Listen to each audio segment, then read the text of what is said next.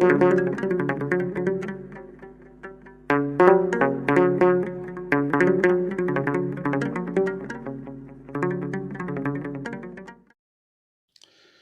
አብ ወወልድ ወመንፈስ ቅዱስ አህዱ አምላክ አሜን። ተወዳችሁ በክርስቶስ በሰማያዊ ስፍራ መንፈሳዊ በሆነው በረከት የተባረካችሁ በብዙ ደግነቱ ጸጋው ምሕረቱ በጎነቱ የተጎበኛችሁ እግዚአብሔር ከሰማያት ወርዶ ከእናታችን ከእመቤታችን ተወልዶ ቤዛ መድኃኒት ሆኖ መስቀል ላይ በተሰቀለ ጊዜ ዕዳ በደልን የከፈለለት ሕዝብ የዳነ ሕዝብ የሚወርስ ሕዝብ ያረጋችሁ ብሩካን የእግዚአብሔር ልጆች እንደቆያችሁ ሁሉን የሚችል አምላክ ጌታ ኢየሱስ ክርስቶስ ከሰማይ አባቱ ከአብና ከሕያው መንፈሱ ጋር በአንድነት በሦስትነቱ የተወደደ የተመሰገነ ይሁን። የእግዚአብሔር ልጆች አንዲት መጽሐፍ ቅዱሳችን ላይ ሉቃስ ወንጌል ምዕራፍ 8:43 ላይ 12 ዓመት ሙሉ ደም የፈሰሳትን ሴት ታሪክ ሉቃስ መዝግቦልናል። ሉቃስ ወንጌል የሴቶች ወንጌል ይባላል። ብዙ ቅዱሳን አንስትን ከእመቤታችን ቅድስት ድንግል ማርያም ጀምሮ በማብራራት የጻፈ በጣም ጥሩ አድርጎ እናቶችን የገለጸ ወንጌል ስለሆነ የሴቶች ወንጌል ተብሎ ይጠራል። አሁን በዚህ ምዕራፍ 8 ቁጥር 43 ላይ ከ12 ዓመት ጀምሮ ደም የሚፈሳት ሴት ነበረች ብሎ ይጀምርና ትዳሯን ሁሉ ለባለ መድኃኒቶች ከስራ ማንም ሊፈውሳት አልቻለም ይላል። የሰውን ሁሉ ምርጫ ነው የምታሳየነች ሴት። ችግሯን ያው ሰምታችኋል። 12 ዓመት ሙሉ ደም ፈሷታል ያለማቋረጥ። እንግዲህ ቆማ መራመዷም አስገራሚ ነው። ሴቶች የወል ልማድ ሲመጣ እንዴት እንደምትሆኑ ታውቃላችሁ። ለ3 ለ4 ቀን 12 ዓመት ግን እነዛ መኖር ምን ማለት እንደሆነ እስቲ ገምቱ። ደግሞ ይሄ በጣም ከባድ ህመም ነው። የካንሰር ምልክት ነው። ከባድ የሆነ በሽታ ይዟታለች ሴት። ደግሞ በሽታው ስጋዊ ብቻ እንዳይመስላችሁ መንፈሳዊውም ነው። ደም የሚፈሰውን የብሉይ ኪዳን የሙሴ ሕግ አጥብቆ ነው የሚከለክለው። ከማንኛውም ማህበራዊ መንፈሳዊ ግንኙነት እንዳያደርግ፣ ለምሳሌ የተቀደሰ ነገር እንዳይነካ፣ ወደ መቅደስና ወደ መሰዊያው እንዳይጠጋ፣ ሰው ጋር እንዳይቀራረብ፣ ሰው የተቀመጠበት መቀመጫ ላይ እንኳን ሌላ ሰው እንዳይቀመጥ የሚያዝ ነው የሙሴ ሕግ። ደምን እንደ ርኩሰት እንደ ኃጢአት ያይ ነበር መጽሐፉ። ለምን? ሰው በክርስቶስ ስላልዳነ ኃጢአተኛ ነፍሱ በደም ውስጥ ነው የምታድር። ደም የኃጢአት ምሳሌ ነበር። ኃጢአተኛ ተብሎ የሚፈረጅ ነው እንግዲህ አንድ ሰው ደም ከነካው። አንድ ሴት በወር አበባዋ ጊዜም ቤቷ እንድትቀመጥ ወይም ከሰው ጋር እንዳትነካካ ይታዘዝ የነበረው ከዚህ የተነሳ ነበር በብሉይ ኪዳን። ስለዚህ መንፈሳዊ ሕይወቷን ቀውስ ውስጥ ነው ያለው። እግዚአብሔር ጋር እንኳን ለመቀራረብ ብትፈልግ ሕጉ ይከለክላታል። በሽታው በራሱ ከባድ ነው። መገለሉ ከባድ ነው። በዚህ ሁኔታ ውስጥ ነበረች። ስለዚህ መድኃኒት ፈለገች እና ትዳሯን ከሰረች ይላል። ያላትን ስትሸጥ፣ ወርቋን ስትሸጥ፣ ብሯን ስትሸጥ፣ ሳጥኗን ስትሸጥ፣ ሽቱዋን ስትሸጥ አለቀ፣ ከሰረች። ብዙ ጊዜ እኛ ሰዎች ይኸውላችሁ ቀድመን አንመጣም ወደ ክርስቶስ መጨረሻ ጋር ነው የምንመጣው። ቅርባችን ያለውን የማመን ዝንባሌ ያለን ምናየውን ነው የምናምነው። ጥሩ ስፔሻሊስት አለ አቶ ከሌ ጋር ብትሄጂ፣ ጥሩ ሐኪም አለ አቶ ከሌ ጋር ብትሄድ ሐኪሙን ይበለጠ እናምናለን። በሚታየው ነገር ላይ እምነታችን ከፍ ያለ የሚሆንበት ምክንያት በእምነት ስላላደግን ነው። እምነት የማይታየውን ነገር የሚያሳይ ነው ይላል የዕብራውያን ጸሐፊ። ግን የሚታየውን ነገር ደግሞ ያሳገነች ሴት የሚታየውን ሞከረች። ባለ መድኃኒቶችን ሁሉ ሞከረች፣ አልዳነች። እና መሞከሪያም አድርገዋት ገንዘቧንም ወስደውባት ሳትድን ቀረች። ብዙ ሞክራችሁ ያልዳነ ነገር የላችሁም። ግድ በሽታ ብቻ እኮ አይደለም። ትዳር ሊሆን ይችላል፣ ስራ ሊሆን ይችላል፣ የጓደኝነት ግንኙነት ሊሆን ይችላል፣ ሌላም ነገር እኛም ማናነሳው ነገር። ብዙ ሞክራችሁ ያቃታችሁ ኃጢአተኝነት ሊሆን ይችላል። ራሴን ላርቀው ልገዛው ሞከርኩ፣ ያው ነኝ፣ አድሮ ቃሪያ ነኝ፣ ያው ነኝ ብላችሁ የምታቆም ሊሆን ይችላል። ግን ብዙ ባለመድኃኒቶችን እንሞክራለን፣ ብዙ መፍትሄዎች፣ ብዙ መፍትሄዎችን እንፈልጋለን። በሰንበት ቤት ህይወቴ እንደዚህ ነበርኩኝ። እግዚአብሔርን ማስደሰት እፈልጋለሁ። ሰውነቴ ግን አይችልም ነበር፣ አቅም የለውም ነበር። አቅም እንደሌለው እኔ አላቅም። ብዙ ጨነቅ ነበር። በልጅነቴ በተለይ በሰንበት ቤት ህይወቴ ከፊል መንፈሳዊ ህይወቴን በጭንቀት ነው ያሳለፍኩ። እንደውም አንድ ወንድሜም ነበር፣ አሁን አባ ሆኗል፣ መንኩሷል። እሱ ቀንና ሌሊት ያለቅሳል። ኃጢአተኛ ነኝ፣ እንዴት ነው ራሴን ማስተካከለው በፊትህ እያለ ቀንና ሌሊት። እንደውም እኔ ግማሽ ምሕረቱንም እያመንኩ ጽናናናለሁ። መቼም አንተ ደግ አምላክ ነህ እያልኩ ማለት ነው። ወንድሜ ግን ወዮልኝ ይላል። በቃ ሲያስበው፣ ስጋችንን ስናስበው የሚያሳፍር ነው። ውስጣችንን ስናስበው የሞተ ነው። ደግሞ ባለ መድኃኒት እንፈልጋለን። ብዙ ነገር ፈለግ፣ ብዙ ነገር ግን ራሳችንን መፈወስ አልቻለም። የእግዚአብሔር ቃል ወንጌል ሲሰበከን ሲነገረን አባቶቻችን ሲነግሩን ግን ወደ ጌታችን ወደ ኢየሱስ ክርስቶስ መጣን። ይቅር ወደሚለው ለሕዝቡ ሁሉ የሕዝብን ሁሉ ኃጢአት የሚያሰሪው ኢየሱስ ወደ ተባለው አምላካችን ተጠጋን። ከዛ በኋላ ወንጌል ብዙ ነገር አስተማረን። ኃይል ከሱ እንደሆነ ተማረን። በይቅርታው የሚያልፍ ባለጸጋ እንደሆነ ተማረን። የጸጋው የዳነው በጸጋ እንደሆነ ተማረን። የሚቀድስ ኃይል መንፈስ ቅዱስ እንዳለ ተማረን። እቺ ሴት የገባት ልክ እንደዚህ ነው። ብዙ ቦታ ሄዳለች፣ ብዙ ቦታ ሄዳለች፣ ባለመድኃኒቶች ጋር ሄዳለች፣ ግን አልዳነች። ደግሞ የሚገርማችሁ ያ ብዙ ቦታ አክሳሪ ነው። ስነ ልቦናን ያከስራል፣ መንፈስን ያከስራል።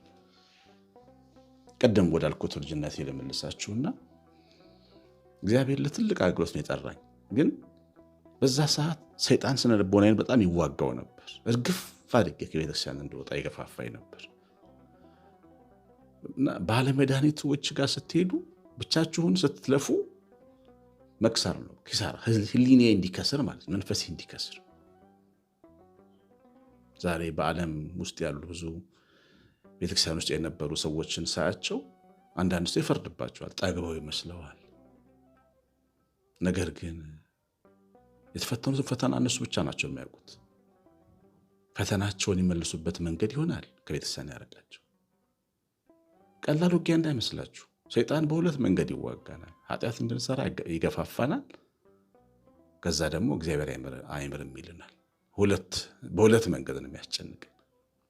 ይህንን ተግዳሮት በቀላሉ ማለፍ አይቻልም። በዓለም መድኃኒት ደግሞ እንፈልጋለን፣ ሐኪም መምህር እንፈልጋለን፣ ምን እንላለን፣ የሆነ ነገር እንፈልጋለን። ግን ያውነን ስጋችን ያው በስጋም ኑሯችን እንደዚህ ነገሮቹ ያልተጠገኑልን ሰዎች እንኖራለን። እና እችም ሴት ከስራ ስጨርስ የጌታን ዜና ሰማች። ይገርመኛል። አንድ መዝሙር ነበረ። ምን ይላል መሰላችሁ? ሲመሽ ይመጣል ሲመሽ ወዳጄ ያልኩት ሲሸሽ ሲመሽ መጣልኝ በማታ የኔ የምለውን ሰው ሳጣ። ሰው ጨርሶ እጁን አጣምሮ ልክ ሲቀመጥ ይመጣል ማለት ነው የክርስቶስ ነገር። ዜና ክርስቶስ ዜና ኢየሱስ ደረሳት ማለት ነው። ሴት በገሊላ የተገለጠ መምህር አለ፣ ፈዋሽ መምህር። ሰውን ኃጢአተኛ ብሎ አይንቅ። ቀራጮች ቤት ገብቶ እንጀራ ይበላል። የተናቁ ሰዎች ቤት ይገባል፣ ሰዎችን ያቅፋል፣ ለምጻሞቹን ይነካል፣ ይዳስሳል። በጣም ሰው የሚወድ ነው ተብሎ ተነገራት። ምን አይነት ብፁዕ ሰው እንደነገራት አይታወቅም። አሳምሮ ትክክለኛውን እውነት ነው የነገራት። ተነሳችና ምን ብላ አሰበች? የልብሱን ጫፍ የነካሁት እንደሆነ እድናለሁ አለች። እያችሁ መንካት ቅድም ነግሬያቸዋለሁ፣ አይቻልም። ደም የነካት ሴት ቅዱሱን መንካት አይደለም። ከሰው ጋር መጫወት አትችልም። ግን እቺ ሴት ምን አለች? የልብሱን ጫፍ እነካለሁ፣ ደም ነክቶኛል አውቃለሁ አለች። ምን ማለት መሰላችሁ? በጥምቀት ቀን ታቦት ወጥቶ ከታቦቱ ኋላ እየሄድን አንዲት ሕመምተኛ ሴት መታ ታቦቱን ሄዳ ጨርቁን ብትነካ ብላችሁ አስቡት። እንግዲህ ከታቦቱ የሚበልጠው ነው ክርስቶስ። ምን አይነት ከባድ ስሜት እንደሆነ እንድታዩት። ከዛ እንዲህ ብላ በመጀመሪያ አሰበች። ያው ሐሳብ አይደለ የመጀመሪያው ነገር፣ ቀጥሎ ድርጊት ነው። እዚህ ላይ ምን ይላል ሉቃስ ወንጌል 8:44 ላይ በኋላውም ቀርባ የልብሱን ጫፍ ዳሰሰች ይላል። ተመኝታ ቤት አለ የሚቀራችሁ፣ ዳሰሰች፣ መጣች፣ ነካች። ይኸውላችሁ መዳን ቁርጠኝነት ይፈልጋል፣ መነሳት ያስፈልጋል። በቃ ይበቃኛል፣ ይህ ዓለም ምን አተረፍኩበት ብሎ መጨከን ያስፈልጋል። ከዛ በኋላ ደግሞ መንካት ያስፈልጋል፣ መዳሰስ ያስፈልጋል። ተነስቶ መቁረብ ካለብን መቁረብ፣ ንስሐ አባት ጋር መሄድ ካለብን ንስሐ አባት ጋር፣ በስራችንም ደግሞ ተበላሽ ያልነው ነገር ደፍረን መስራት፣ ደግመን መጋፈጥ አለብን። እና እች ሴት ሄዳ ነካችው ማለት ነው። ኢየሱስም የዳሰሰኝ ማን ነው አለ። ጴጥሮስ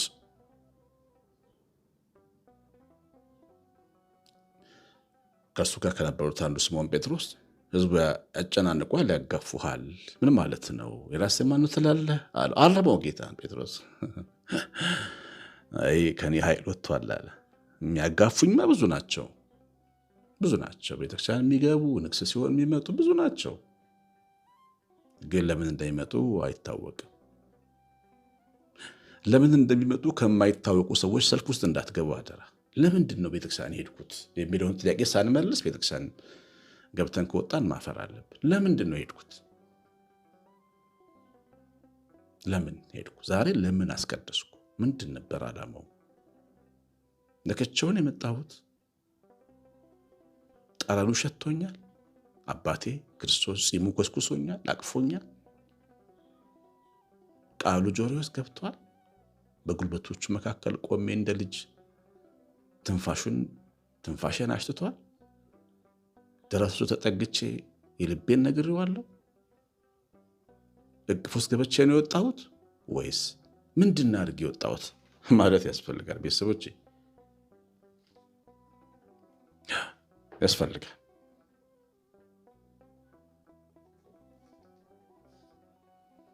እያችሁ የሚጋፉ ብዙ ናቸው አለ ጌታ ኢየሱስ ክርስቶስ። ስምዖን ጴጥሮስ የሚጋፉ ብዙ ናቸው አለ።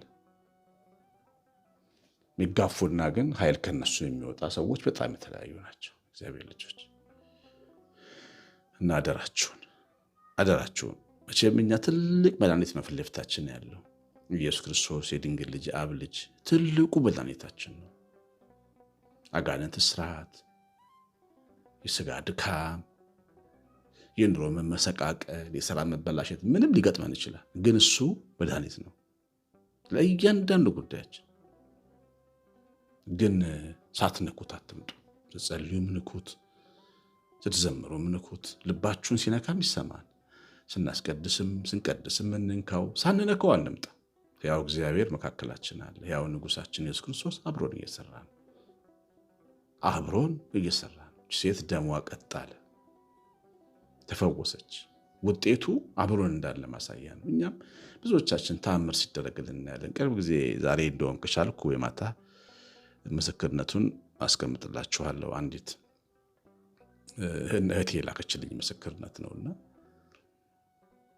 ካንሰር ይዞት ልጁ በቃ ትንሽ ቀን የቀረው ተብሎ እንዴት እየዳነ እንደመጣ በእግዚአብሔር ስም፣ በሕያው እግዚአብሔር ስም፣ በኢየሱስ ክርስቶስ ስም በጸሎት እና ቀላል ነገር አይደለም። አንዳንዴ ነገሮችን መፍታት የሚችል ከባባድ ጉዳዮች መፍታት የሚችል ጌታ አጠገባችን ቆሞ ዝም ብሎ የሚጋፋ ሰው እንዳንሆን አደራ። እግዚአብሔር ይባርካችሁ፣ ይቀድሳችሁ።